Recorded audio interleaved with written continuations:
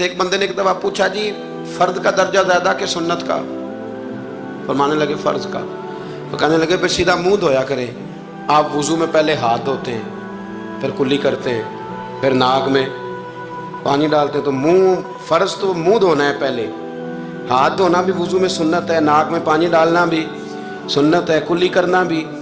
तो आपने तो पहले 3 सुन्नतें अदा की, फिर वुजू। फरमाने लगे ठीक तुमने कहा है, पर तुम पता नहीं ना तुम्हें कि ये मेरे रसूलुल्लाह की सुन्नत की बरकत कितनी है। शरीयत हुक्म देती है कि पानी मोतदिल होना चाहिए वुजू करने के लिए, ना ज़्यादा ठंडा हो ना ज़्यादा गर्म हो। ज़्यादा गर्म हो तो मुंह जल जाता है। और शरीयत हुक्म देती है कि पानी बद जायका नहीं होना चाहिए, और हुक्म देती है कि बदबू वाला नहीं होना चाहिए। फरमाया इसलिए हमारे नबी ने पहले हमें 3 सुन्नतें दी कि टूटी के नीचे ना हाथ करके देख लो पानी ज़्यादा गर्म तो नहीं, और कहीं मुंह ना जला लेना।